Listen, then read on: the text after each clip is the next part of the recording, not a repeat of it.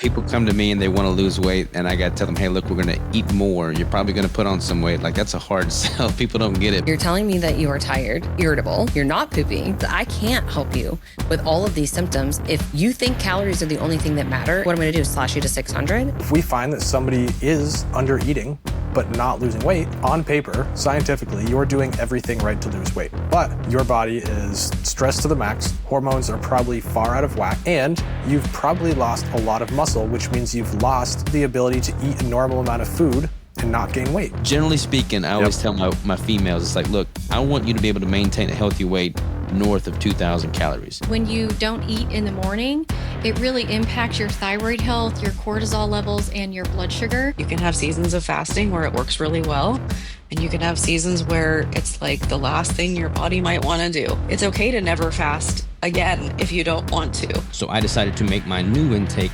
4,000 calories. So an additional 1,000 calories above baseline. Pretty impressive from a weight standpoint there. It was holding stable or dropping. What is going on, y'all? We are back with another Savage Cut here on the Savage Perspective podcast. My name is Robert Sikes, and I'm a pro natural bodybuilder, so I know a ton about counting calories, tracking macros, and everything required to lose body fat. But what you're about to hear from me and some of the other guests that I've had on the show is that you can only play that card for so long before your body starts backfiring on you and things start to fall apart. In fact, what we do with some of our clients, we actually tell them how to eat more food, do a proper reverse diet, spend more time in a caloric surplus than in a deficit so they can actually eat more in order to set themselves up for losing more body fats going forward into the future. Super critical part there. I know it sounds counterintuitive, but just watch today's Savage Cuts and trust the process, enjoy, play the long game, and keep getting better as time goes on. I think that people, really should not be grazing all day long, and that they should be eating well-rounded meals that also support their blood sugar levels. Again, if that's more on a low-carb side, cool. If it's more Mediterranean-based, cool. But again, most people in our society, they do what I used to do. They eat processed packaged foods. They're stopping at Starbucks with a sugary latte and like a bagel or something. There's not protein there, no nutritional value to that. And then they're wondering why their blood sugar's all over the place. They're crashing. They're feeling like crap. They're craving for more carbs. And so then they're making more poor choices, right?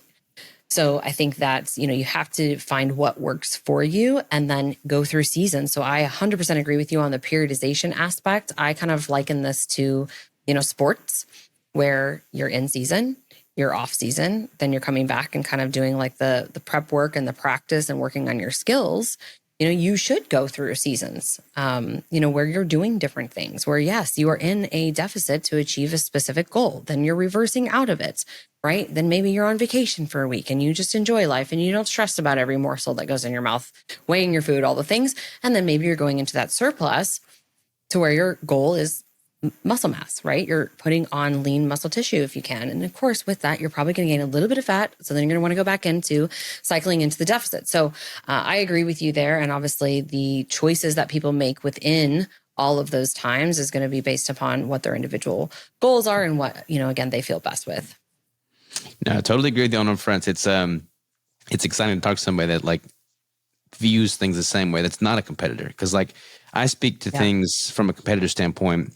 But the clients I work with, most of them are not competitors, but we're all humans. So having periods of time in a deficit, periods of time in a surplus, embracing a little bit of body fat that comes when you're in a surplus, reversing out of a deficit in a healthy manner. These are all foreign concepts to so many people that are not competitors, but it's everybody would benefit from this, whether you ever plan on stepping on stage or not. Yeah. And, when we talk about metabolic flexibility, that allows you to be metabolically flexible, that your body knows hey, I've been here before, I'm good. But instead, we have this whole camp of people who have just chronically dieted. I think, women, if you talk to your girlfriends, they're always on a diet, right? Mm-hmm. Most of them, depending upon, who your friends are. But all the crazes. And then we have the GLP-1s and we had the HCG diet and we had the fat-free diet, right? We had all these different crazes over the past, few decades, and people are so lost and they're like, well, what the heck then do I eat? Every time you open up social media, something else is demonized. Mm-hmm. Right. And I thought this was good for me. And what are your thoughts on, red meat raises cholesterol, eggs raise cholesterol. Hopefully if you guys listen to this podcast, that's not true. You've seen the evidence, the research, it's not true. It's just fear mongering. And then people just get so overwhelmed that then they're kind of like in this paralyzed mode and they're just like, F it, right? They get the case of that. I'm just going to go and eat what I want because everything's bad for me and I'm going to die eventually anyway. And so, I hope that we can also start to shift. On my podcast, we've talked in the past a lot about, reverse dieting, but, what's important for your metabolism, for your thyroid to function, for your hormones to be online for women, especially in the physique competitor world. My business partner, she was in, CrossFit for a long time and competing there. She lost her period for 3 years, and so it's like, how do we also teach people who do want to focus on aesthetics and compete that there are very, very important things that we need to address in the off season so that we can maintain good metabolic health and flexibility and hormones and all those things. And then, that the on season doesn't last 52 weeks of the year, meaning you're not dieting 52 weeks of the year. Yeah, 100%. I totally agree. I mean, one of my biggest frustrations within the, competitive space is so many of them are just, fixated on the calories in, calories out model exclusively. And I mean, they'll eat a ton of processed food with no thoughts given towards what that's doing to the gut microbiome, to overall health markers, to blood sugar regulation. So I've been trying to, fight against that, shout that from the rooftops for years. But there's so much disagreement with everything, and it's very, very frustrating. So I think so much of it can be answered simply by eating real food. Regardless, I don't ever want to be dogmatic or, exist in an information silo where I'm just, hardcore keto for everybody is the only way. But it's like, if everybody just ate real food as the majority of their consumption, that would solve so many problems. And that is an obvious, clear message, yet so few people do it, probably from a convenience standpoint. And that's why we're plagued with all the issues that we have today. Yeah, and I agree with you in terms of like, there are so many people who still believe calories in, calories out is like all that matters. Mm-hmm. I had an OBGYN say to me when I was tracking my calories at 1200 and, going to the gym, training 4 to 5 days a week, doing boot camp. Don't do boot camp. Please don't do boot camp. Ladies out there listening, strength train, lift heavy shit and walk daily multiple times a day. But, she's like, yeah, you just need to eat less and move more. And I was like, it's not working. And so many people are stuck. And so then again, they're resorting to peptides, and I totally support those and, using them in the right way. But we just have this still crazy diet culture that people truly are sold on the fact that it's calories in, calories out is all that matters.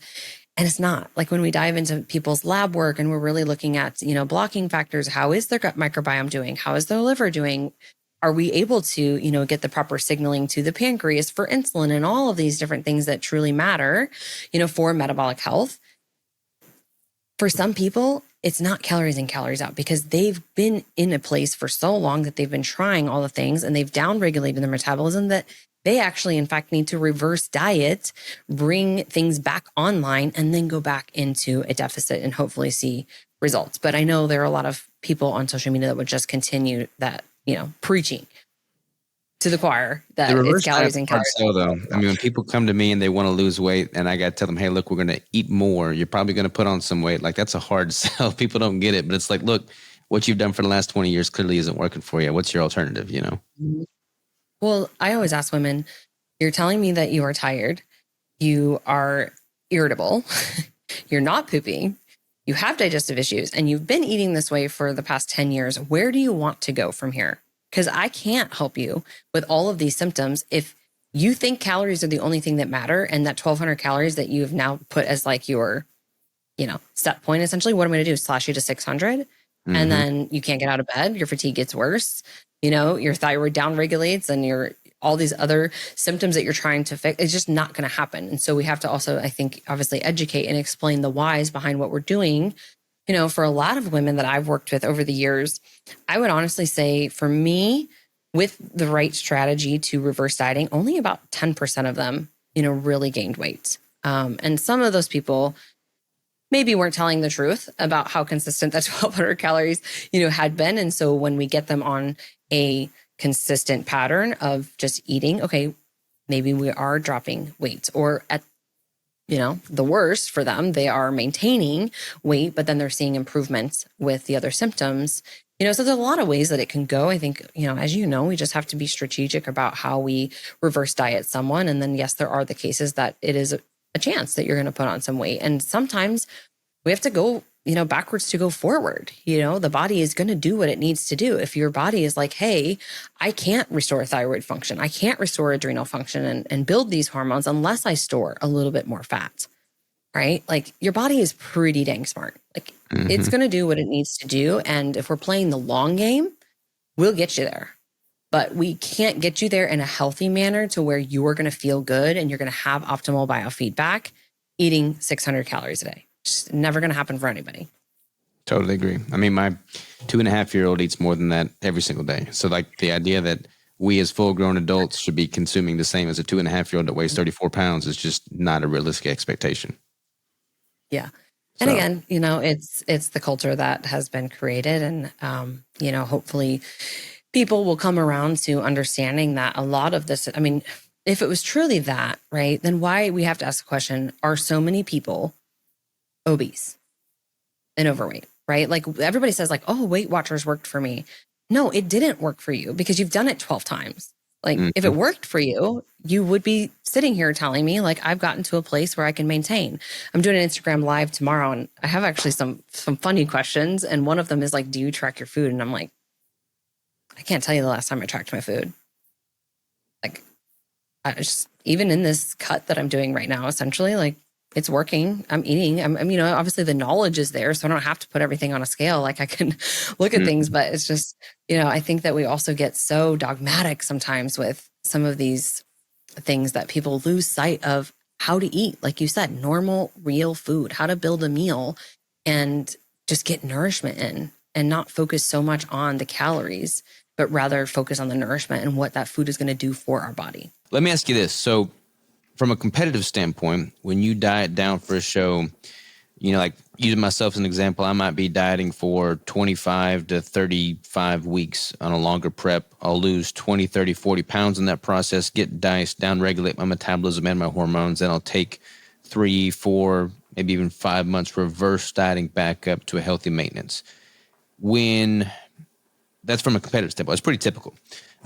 When you're a non-competitor and you've been chronically under-eating for the last 20 years, you honestly go through a pretty similar shift, in taking 3, 4, 5 months, bringing their calories back up, bringing their training protocol back up, improving hormonal health and metabolic function. When you're talking about someone who's not broken, or not broken's a bad word. I don't ever like using the word broken. But like when you talk about someone that's not really gone down that path to begin with, they don't have this chronic under-eating phenomenon taking place, how do you approach that? Like, do you kind of proactively say, okay, we got to take calories down, what goes down must come back up? Like, how does that frame things differently? Yeah, absolutely. Number one, I'm really glad you didn't ask me a question about competing because I was going to be so lost. That is not my jam. I think that's you. But yeah, when we have somebody come to us, and before anything, I guess we should start with this. Before anything, if somebody starts working with us, we take at least the first 7 days, sometimes 14, and we don't change anything. We just observe, right? Because in order to help somebody, we need to first understand what does their life look like now, which gives us a pretty good guess of what has their life look like for an extended period of time. And so if we find that somebody is under eating, but not losing weight, and that's true, right? Some people think they're under eating and then they're a weekend warrior and go crazy. That's a different conversation. But if they're under eating and not losing weight, then we need to explain to them, look, on paper, scientifically, you're doing everything right to lose weight, but your body is stressed to the max. Hormones are probably far out of whack. And I can tell you this without doing blood work. And you've probably lost a lot of muscle, which means you've lost a lot of metabolism, right? A lot of the ability to eat a normal amount of food and not gain weight. And so before anything, before we get to the weight loss that you're here for, we need to fix that issue, right? We need to remove the stress from your body, show your body it's okay to eat more food and burn those calories rather than hang on to them.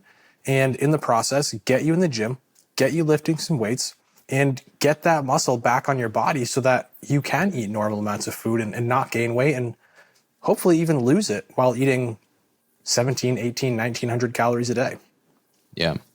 Yeah, no, I totally agree, man. I feel like the concept of reverse dieting is applicable whether you step on stage and compete or not. You mentioned getting like baselines established first. I feel like that's key. A lot of people will look at somebody's stats, their age, their sex, and okay, you should be consuming X amount of calories and, set it and forget it and you'll see the results you want. But that's just so far from the truth. Like I always figure out what they've been eating, what their last 6 months of dieting history look like, because all of that's going to shift the direction you take going forward.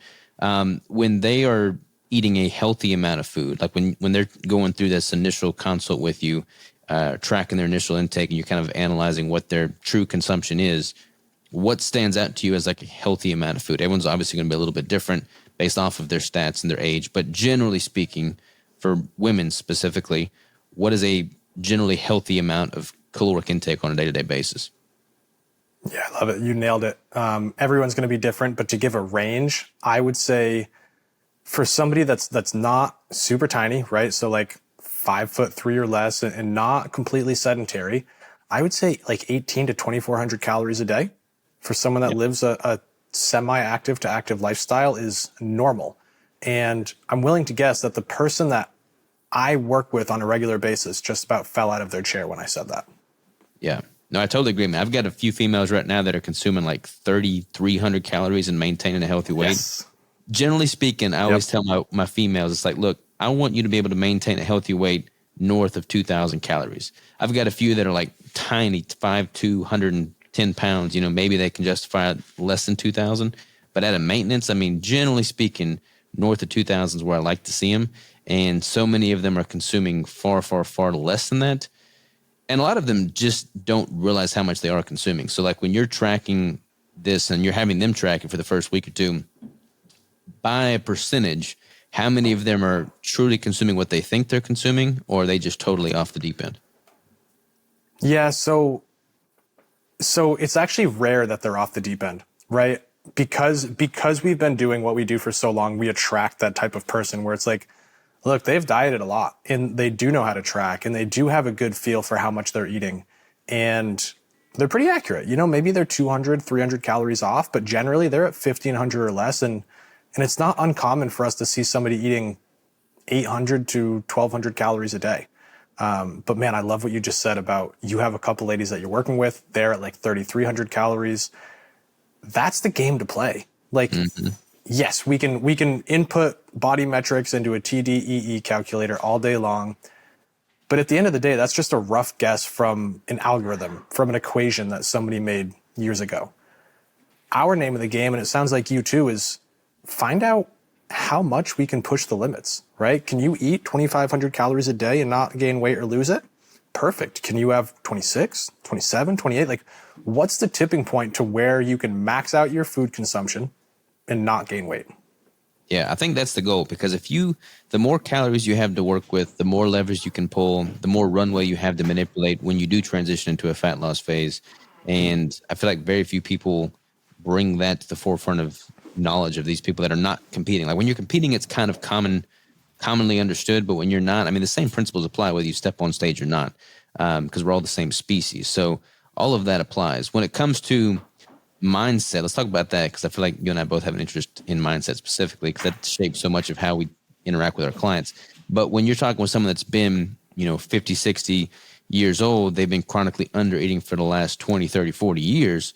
How does that shift in mindset compare with someone that's 20 or 30 and they're just now getting into this and they're just coming out of they're just now starting to take interest in their health because they probably got away with a lot more than they should when they're, adolescent age and they're eating everything in, college and whatnot. So how does the conversation differ between those that have been chronically doing this for the last 30 years versus those that are just trying to get set up on the right foot going forward? Yeah, absolutely. And you nailed it. So number one, for the ladies that are 50, 60, 70, around that, and they've been dieting for, like you said, 3 decades, whatever it may be, like they're experienced. They know what they've done for a long time, but it's almost easier at that point because they also know what they've done hasn't worked. Like they're still here looking for a result. And so it's a really easy conversation or perspective shift when you say, look, you're here for help, right? Answer is always yes. It's like, okay, awesome. And so you've done all these things for the past X amount of years and you're still here, right? Yes. Okay. And so what are the similarities across what you've done in the past? Well, you've ate less, way less, and you've moved way more. And that didn't get you the result you want, correct?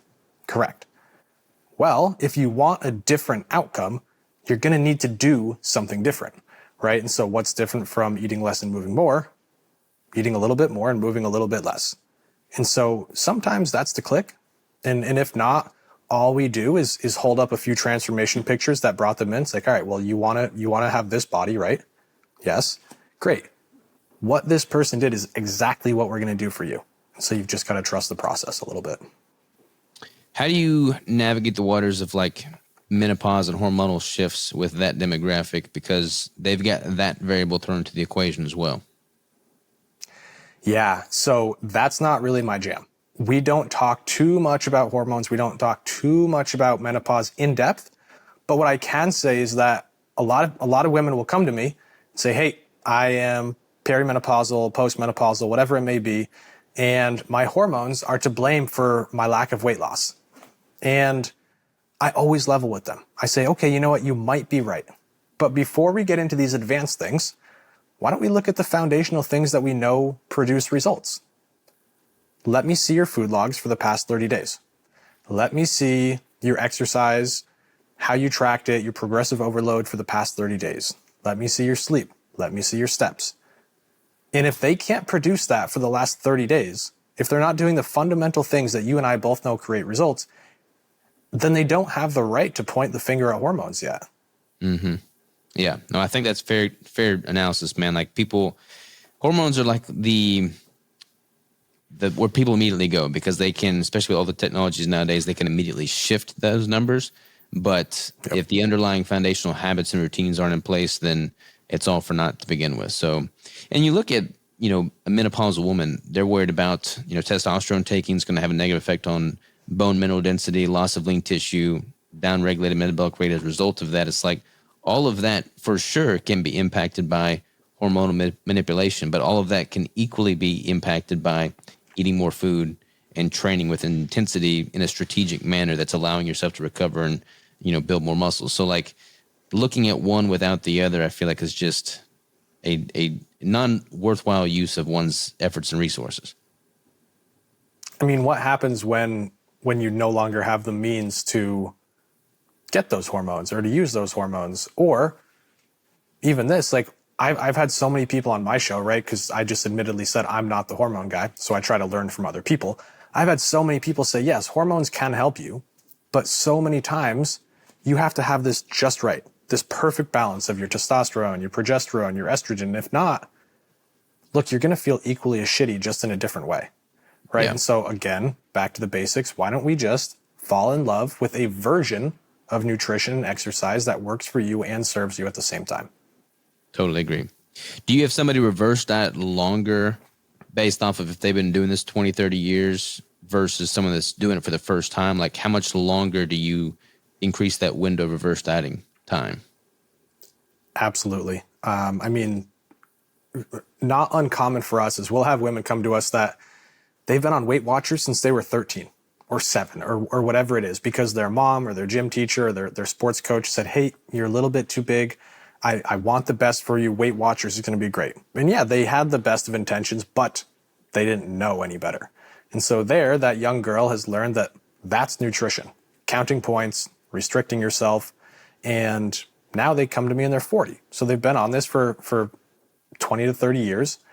And yeah, I mean, it's going to take longer to reverse the damage that diets have done than for somebody that dieted for 6 months, right? Yeah. And so there's no set time frame. What we like to do is look at biomarkers.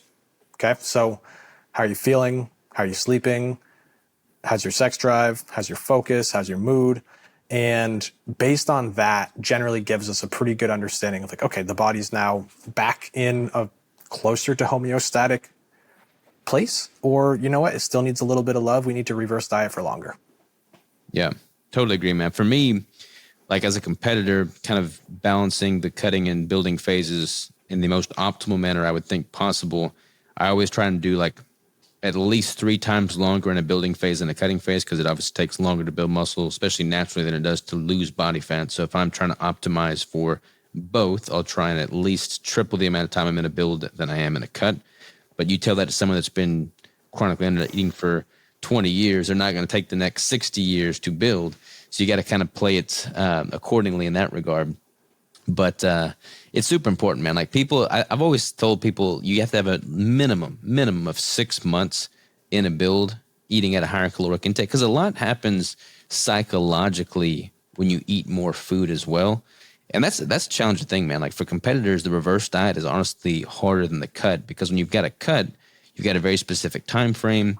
You've got a show date on the calendar, or you got a photo shoot or a wedding or a vacation or something you're trying to look good for. And then it's like that date is, set in stone. Like I'm going to optimize for that. But once that's removed and you're on the other side of it, it's like, what's holding someone to adhere to eating more food, not being tempted to drop back into a deficit and lean out more, embracing a little bit of body fat that comes with eating at a higher caloric intake. Like that is the murkier side of the equation that a lot of people struggle with. I struggle with it. I've struggled with it. I think every competitor does to some extent. Like when you compete, you open the doors to body dysmorphia in some form or fashion, but you also have the tools to change it. And I feel like that is more powerful and empowering than the ignorance that comes with not knowing the path to take. Man, I am in the thick of that right now. And so I'm not a competitor. I don't have any aspirations of competing, but I do like to evolve constantly, right? Mentally and physically. And so I'll go through the building cutting phases. Right now I'm in a big build. The goal for me long-term is above 200 pounds, under 10% body fat. And so right now, spending more time in a build, man, I'm soft compared to what I usually am. And it gets in my head almost daily. It's like, well, my abs are gone. Maybe I can see one if the lighting's bright and the stars are aligned, but that messes with you. Whereas when you're cutting, like, great, let's see some abs. Let's get some veins, right? And that feels so much better. So totally understand that. What is your body fat now? Do you know? I have no idea. Probably around like 14, 15%. Do you feel like everything else has improved though? Like your strength markers, your recovery, libido, just stress, all that's improved with the higher body fat? Everything except for stress, just because I keep piling more on personally. But yeah, so obviously tracking workouts, that's way higher than if I was in a cut or in the past. Energy's up, libido's up, sleep is better. Everything's better than when I'm in a cut, except for physique. And so that's that fine line we sometimes have to walk is what's better long-term. And totally. I think always a slightly higher body fat percentage is better than being shredded, right? And I'm not saying like, hey, it's okay to live at 25 or 35% body fat, but it's also not okay to live at 6, in my opinion. Totally agree. What's your caloric intake now? Do you know?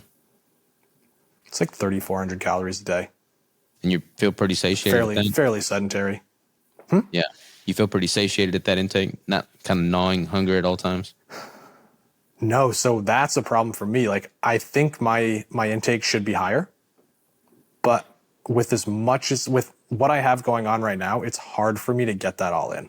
And so this is where I can kind of level with my clients, because while we're playing 2 different games, really we're playing the same one, right? We're trying to hit these calorie goals, which for these women that have had 1,200 calories their whole life, when we get up to 2,400, maybe it is the right amount, but it's damn hard for them to do it. And so I'm like, hey, I got to level with you. I'm the same way, but I push and I do my best, and that's what I expect from you too. Yeah. It's funny, man. Like I'm in a build right now, and I'm probably around between 17, 18% body fat, if I had to guess. But I've got like visible abs at that body fat because I got so much muscle as a bodybuilding, being my sport. So it's like easy to justify it because I still look relatively good compared to the masses, but like I know what I'm capable of. So it's hard on me because my standards are different.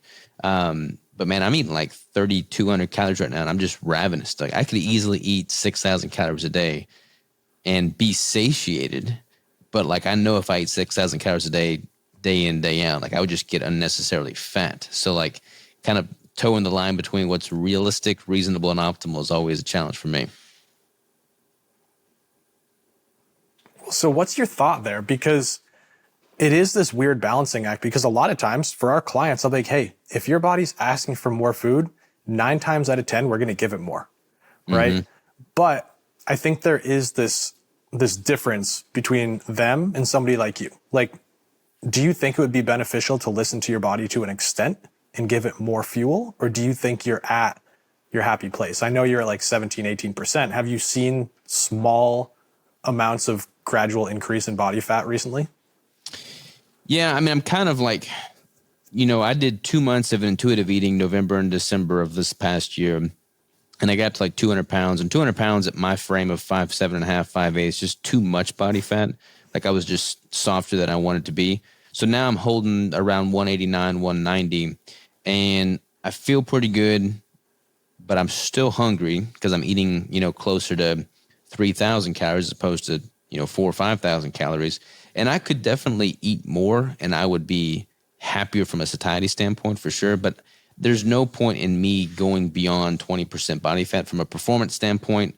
Like there's not going to be any increase in strength output or total volume lifted. So like it's hard to justify it there when I'm looking at the numbers. What I need to do is lean out a little bit, kind of maintain around 14, 15% body fat, and then just work my calories back up to maintaining that composition at 3,000 to 3,500. That's what I need to do, because then I wouldn't have to lose as much weight going into a competition either. But it's hard for me in a build to justify going into a legitimate cut because I don't have a show date that I'm doing this year. So for me, doing like a mini cut is just a waste of time, so to speak. But I know that I would feel better and be more confident in how I looked, which would probably reduce overall stress. There's like lots of moving pieces, as you know. But yeah, man, it's very important to have, those times in a build, those times in a cut, and just to allow yourself to eat till satiety. If it's all coming from good quality food as well. I mean, like people can eat a lot of crap. I mean, I could totally justify another 2,000 calories of, dipped into the jar of peanut butter, but I know it's probably not going to be the best source of those calories, Probably not. Man, what we're saying right now is ultimately close to a level that I want all of our clients to get, right? Maybe we're not talking about it as in depth, but I want people thinking in the ways we're thinking, right? You understand that you going from 17 to 18% down to 14 or 15 has tons of benefits, but it also has its cons, right? And so I think what we're getting at here is foresight. Like if somebody has the foresight to sit down and reflect on what's more important, what's going to do me better in the long haul, I think that's what's at least a piece of what's going to help somebody stay successful long term. I know we're hitting with you a bunch of information today, but wouldn't it be cool if you could have access to all this high level coaching from me 24/7? Any situation, any time of the day, if you had a question, wouldn't it be great if you could just pick me out of your pocket basically and have access to all of my knowledge that I've gained over a decade following the ketogenic diet? Well, you can with the Keto Savage AI. This system is built literally on all my knowledge earned and learned over the years, all of my books, all of my podcasts, all of my newsletters, all of my coaching programs, everything that I've learned and acquired over the years as a natural ketogenic bodybuilder. All of that is compiled into one database that you'll have direct access to and can access and use instantly. It's literally like having a pro natural bodybuilder as a coach right in your pocket. Head over to ketobodybuilding.com. Check out the link in the description to get started today. Now back to the Savage Cut. Now, when we're looking to understand what's causing the thyroid, there's the immune attack on the thyroid, there's some pretty standard underlying triggers that many of us are dealing with. Now, we're not usually dealing with all of them, but we are dealing with a few of them. So one is insulin resistance.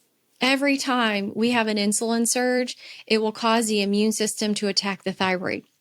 So that's when we eat bread, pasta, rice, potatoes, cookies, cakes, candy, soda, or if we don't eat enough or we're fasting for too long, that will cause an insulin surge. So not only does it make the immune system attack the thyroid, but when we have insulin surges, that's one of the only hormones that is for fat storage.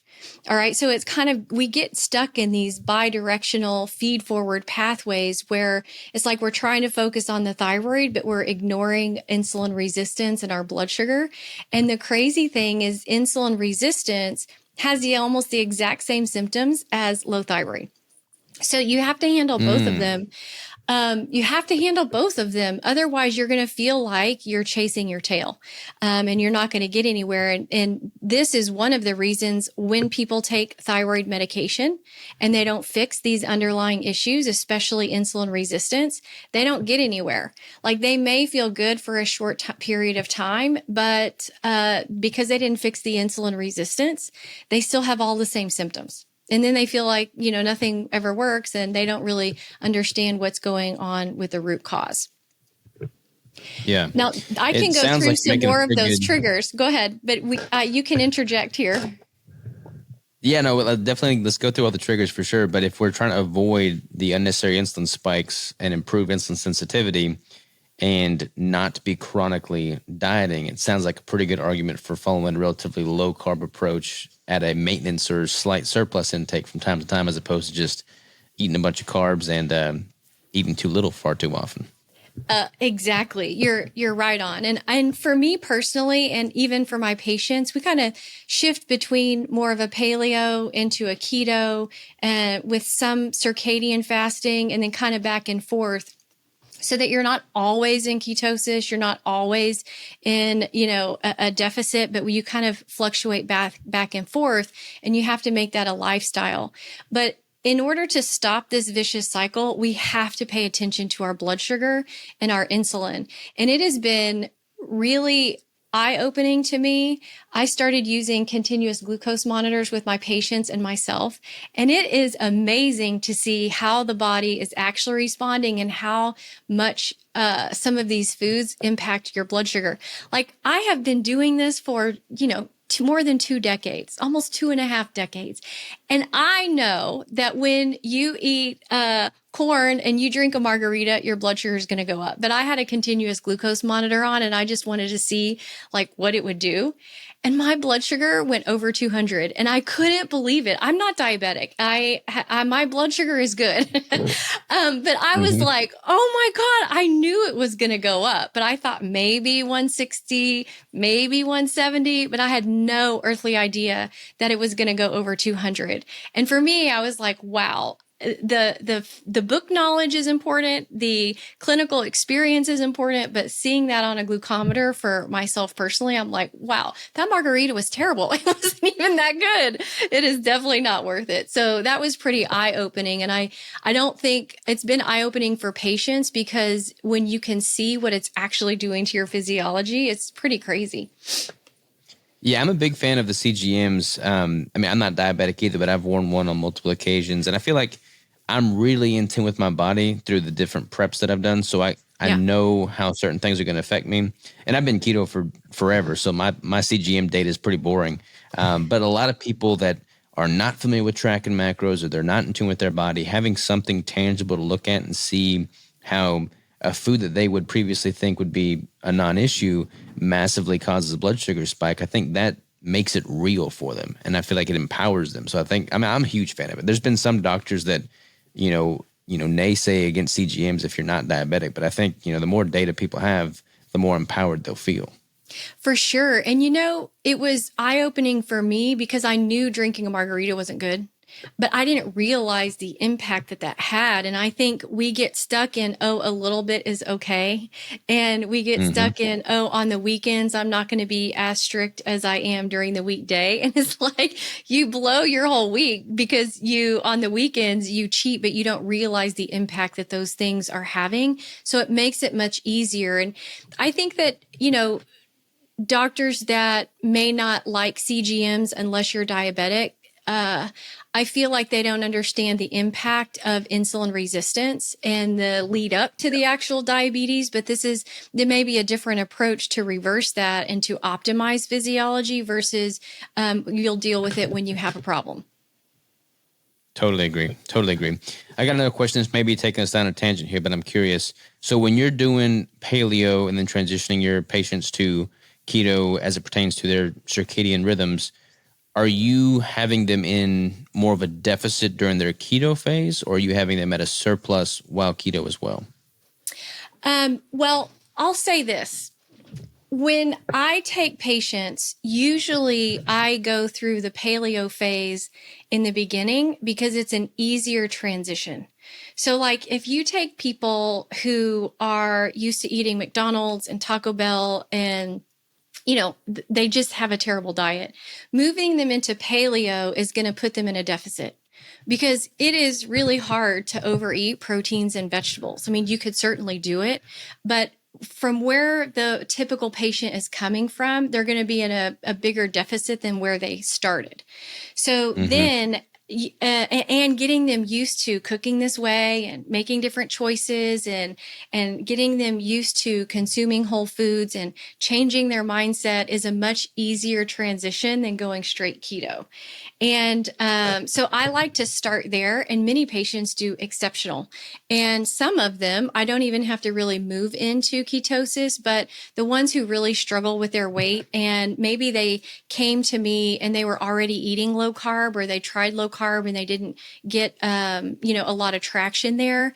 We start to work on all their underlying physiology and working on moving into insulin, working on their blood sugar, and then moving into ketosis. And when when I have them go into ketosis in the beginning, we're not counting calories that much because, from where they came from, and if you're eating mostly animal protein and green vegetables, it's really hard to be in a surplus. I mean, it is really hard. Now, you could certainly overdo it. The other day, I was eating macadamia nuts, and I looked at the bag, and there's 2,000 calories in a bag of macadamia nuts.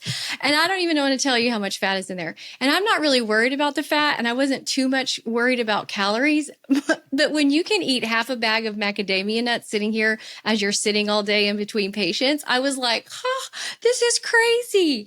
So, trying to pay attention to what you are eating, because you can certainly go over if you're not looking at things appropriately.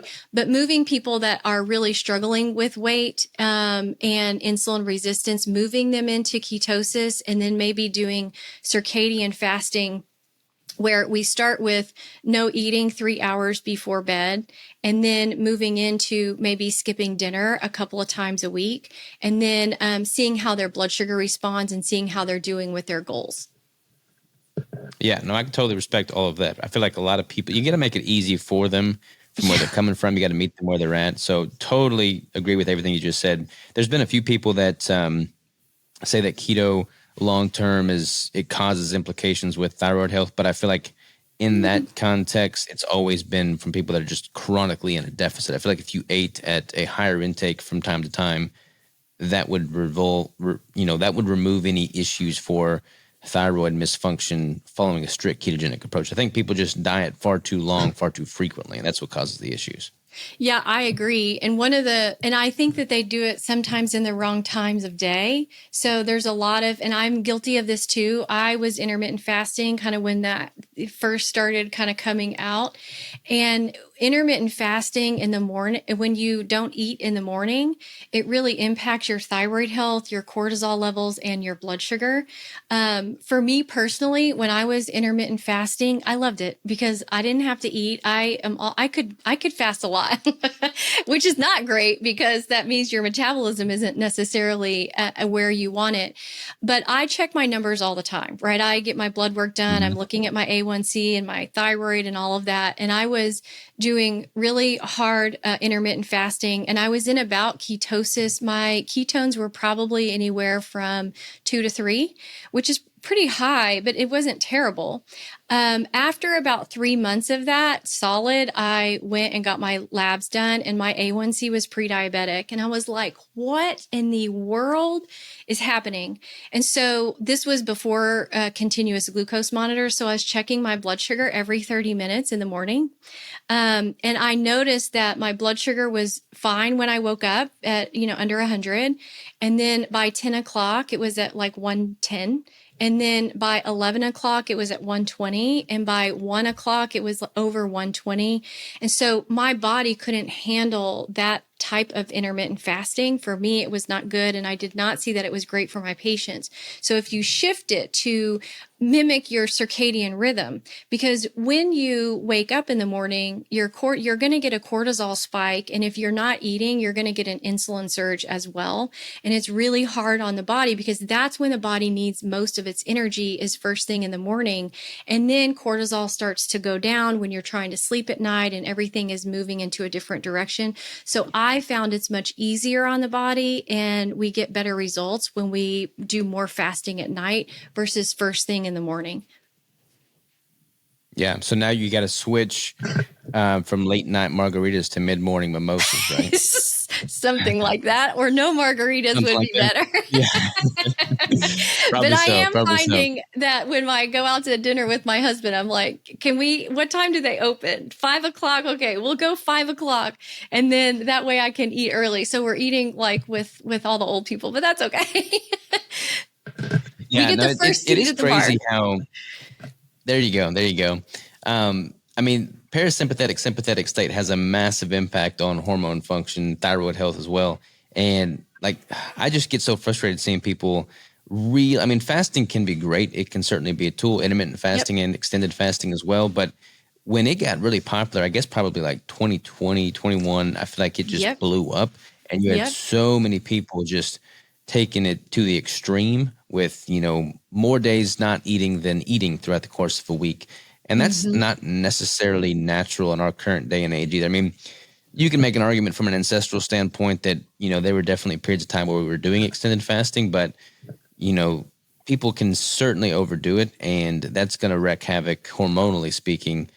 So yeah, I think there's a yin yang to everything. Like there's a benefit to eating and feasting. If you're going to have a fast, you have to also feast, and people just seem to forget that feasting component of it. Yeah, and then other people forget the fasting.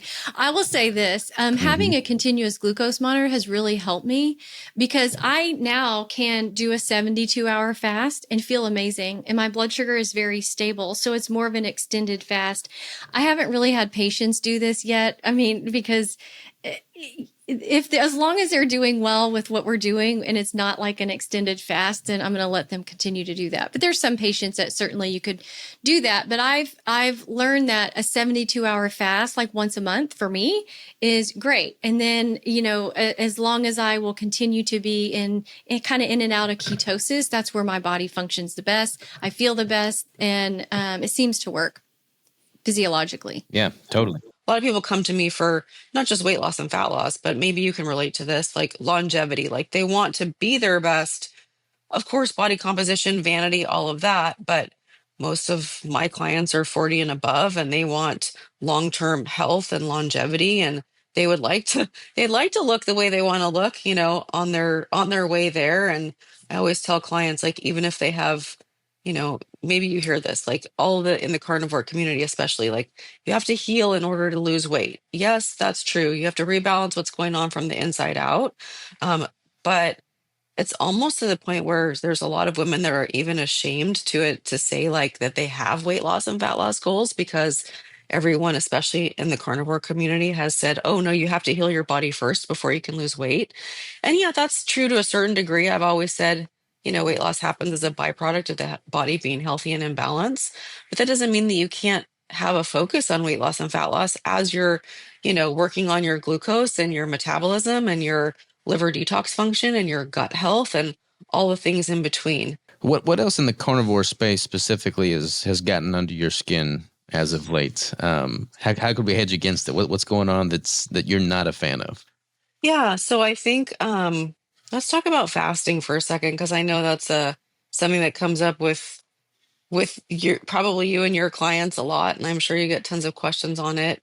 But I feel like fasting has its place, and it's one of those things, like I said, like fasting seasons. Like you can have seasons of fasting where it works really well, and you can have seasons where it's like the last thing your body might want to do. And I feel like, especially with carnivore, because a lot of people just say like, oh, with carnivore, you should naturally get to a place where you can fast and it's not a problem, which I agree with, because that's going to, to a certain degree, show that someone's glucose and things are a little more balanced when they're not looking for food 10 times a day and all of that. But that being said, extended fasting, people don't need to do extended fasting to get hormone results. There's a lot of women out there that they've done so much extended fasting that that's the only way that they say that they can lose weight. So guess what? We have to fix that. We got to fix their metabolism, because if extended fasting is the only way they can lose weight, that's a problem.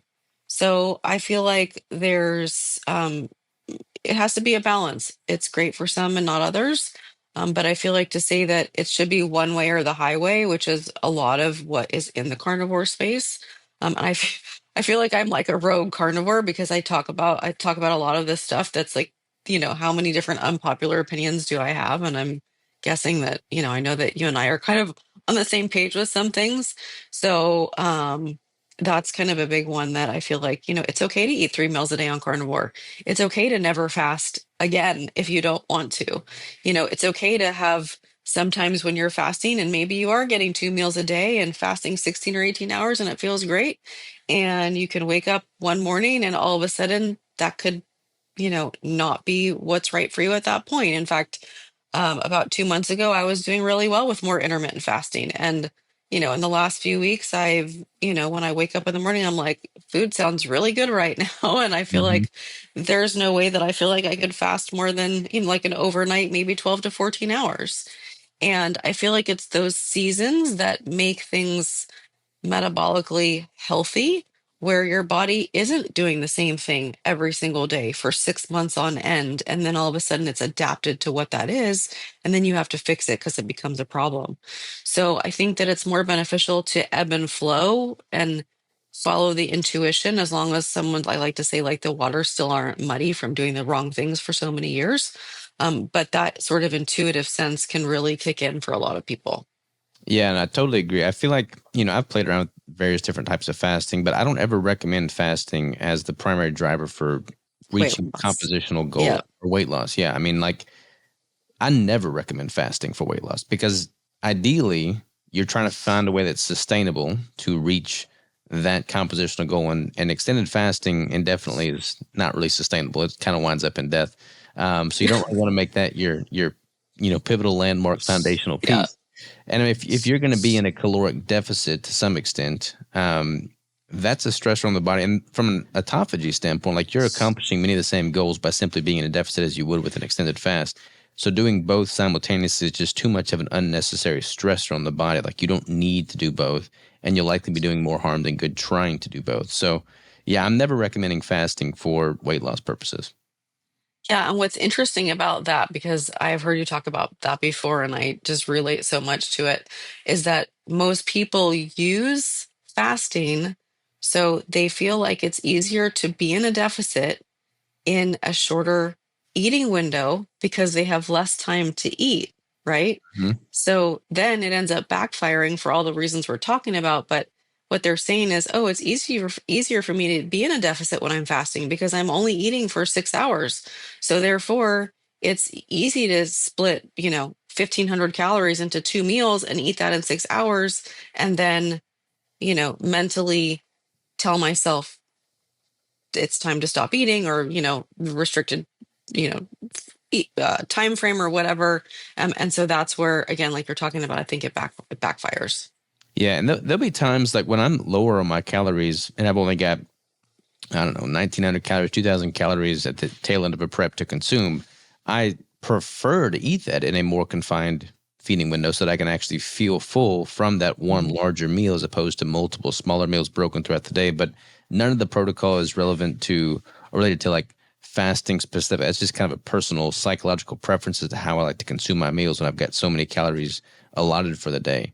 But yeah, I Yeah. see all these drastic, changes as to what their fasting window is, without really any thought being paid toward the amount or the types of foods they're consuming when they're breaking that fast. So they're not making the most of the low hanging fruit first and foremost. I've seen people literally with a stopwatch not allowing themselves to eat until the hour strikes 9 or whatever to hit that target window. Mark. Yeah. Yeah, but then they'll pay no attention to what foods they're consuming in that window. And it's like, that's not what's going to get you to the goal in the most efficient manner possible. Right. I think also, as far as the workouts go and meal timing, So a big question I get is about, do I think women will just use, fast as a general sense, more like intermittent fasting, but do you think women can fast and build muscle at the same time? Because there's a lot of information out there that women shouldn't fast, you can't build muscle, all this stuff, especially over 40.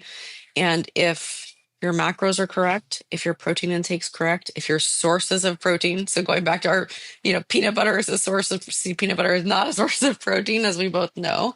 If those sources are correct and if the meal timing is correct, you absolutely can build muscle as long as all the foundational pieces are in place. If you're not overtraining and overstressed and you're sleeping well and all of that. So I think that obviously the workouts and stuff play a role in that as well. Yeah, 100%. I mean, people take for granted how easy it is to build and preserve muscle, and they get so caught up in majoring in the minors of like having a anabolic window protein shake of 30 grams with ample leucine to preserve muscle post training. It's like people get so hung up on these little minutia details that aren't necessary. I mean, you're spiking muscle protein synthesis just simply by training. So that checks the box for once throughout the course of a 24-hour period. And as long as you're consuming ample nutrition in the right, macronutrient distribution over the course of a 24-hour window, then you're checking all the boxes. You're fine. Like people don't need to fixate on the things that don't really matter, because that fixation makes it all the more unsustainable for them. And they just get stressed out and deviate and decide to, totally do something counter to what they need to do. I decided to, again, take my maintenance intake, which was about 3,000 calories, and then be very aggressive with the increase. So I decided to make my new intake 4,000 calories. So an additional 1,000 calories above baseline.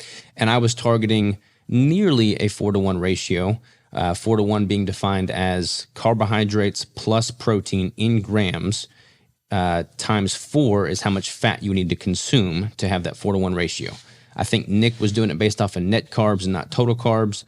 So I was following a similar protocol. So I was a little shy of a true 4-to-1, but the study that was done in the Nature Metabolism magazine or article basically had protein at 9% or less of total calories for the day. So every day throughout this experiment, I targeted 9% or fewer calories from protein as a percentage of total caloric intake for the day, which for me wound up being around 400 grams of fat, 75 to 85 grams of protein a day, and depending on what I was consuming, 30 to 50 grams of total carbohydrates for the day typically. I was using a lot more like cauliflower rice to soak up oils and stuff.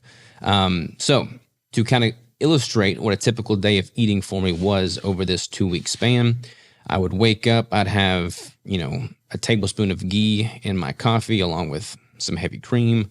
On this particular day, I had some of that, what's that stuff called? It's like the mascarpone cheese, peanut butter, macadamia nuts, a keto brick or two, more ghee, and then more macadamia nuts. And then for dinner, the big hack that I had to hit this high fat intake was I would have a can of cod liver, which is pretty much 500 calories primarily coming from fat. There would still be the liver in there. I'd have that. I'd have that soaking up with a bunch of cauliflower rice. Usually I was doing 200 to 300 grams of that a day. I put some Primal Kitchen dipping sauce in there to increase the fat. Cook a few eggs in there with it, with 2 tablespoons of butter, 2 tablespoons of ghee to pretty much hit that target intake. This day, for instance, my intake was 4,053 calories, and that was 86.6 grams of protein, 62 grams of carbs. That may have been the highest carb day, most of which is coming from the fiber in the cauliflower rice, and then 391 grams of fat. So pretty significant increase in dietary fat. Normally, I'm consuming around 200 to 250 grams of fat, and most often with this, I was around 400 grams of fat. Going into it, I thought I was going to have a ton of GI distress, but honestly, I had zero GI distress. I had no loose stool. That was honestly one of the biggest surprises. I had no GI I was going to ask you issues. about that. Yeah. Yeah, it was pretty smooth sailing. That's a little bit of a shock to your normal. Yeah, definitely a higher increase in fat and very little protein relative to my normal consumption. So that's what a typical day of eating looked like throughout this 2-week span. And then if we look at my other chronometer data here from a visual standpoint, just to kind of give you all some context, This period here was where I was actually in that quote unquote mini cut. And then I had a few refeed ad libitum days. I fasted one day. That's what that was. I actually did not track these 2 days, but that was probably 2 5,000 calorie days. So a pretty high intake to kind of just eat whatever I wanted to for that span, which basically defeats the purpose of having a lead in a week. But, I'm a human, not a mouse. So this span here, I started the experiment on June 9th. And I went until the 23rd of June. So pretty much consuming around 4,000 calories that entire span. And then that's what I'm looking like there. And if we look at my weight over that span as well, after those 2 5,000 calorie days and kind of ad libitum eating, my weight did jump up quite a bit, which I would have expected. I think I went from 176 at my lowest during that mini cut. I don't even like the word that I'm using, mini cut, but people understand that. And then after having a week of consuming more food and, 2 pretty high caloric intake days, my weight jumped to 183.2. All right. And then I started the experiment on the 9th at a weight of 183.2. So that's where the 4,000 calories basically started. There's a little bit of a discrepancy there because, again, I was eating less, ate a whole lot more, and then my weight jumped up largely from water retention from eating more, saltier foods, things like that. But over that span, while eating 4,000 calories, my weights had a little bit of an increase in the first few days, and then you can see it just steadily dropping throughout the time of the experiment. I believe on the last day of the experiment, June 23rd, my weight was 179.2. So pretty much flushed out that water and then dropped to just right above where I was. But just keep in mind, here I'm eating 4,000 calories, whereas before I was eating 2,500 calories. So pretty impressive from a weight standpoint there. For all intents and purposes, it was holding stable or dropping relative to what I would be at baseline intake of 3,000 calories. Now, if we look at my AI dashboard of this experiment, to do a little bit more of a deep dive here, you can see just that span of time. And I am, again, starting the experiment at about 183 on 6/9. And then you can kind of see the trend line holding pretty stable or actually taking a dip there towards the end. So, pretty impressive trend line while eating significantly more food. And here you can see my protein consumption throughout the whole time at about 9% of total calories. Carbs were at about 6% of total calories. And then fat was typically around 85 to 87% of total calories coming from fat throughout that experiment. And then over the course of that span, my average caloric intake was 4,100, 4,100, 3,986. So pretty much right there around 4,000 calories. Like, your body is pretty dang smart. Like, it's going to do what it needs to do. And if we're playing the long game, we'll get you there. But we can't get you there in a healthy manner to where you're going to feel good and you're going to have optimal biofeedback eating 600 calories a day.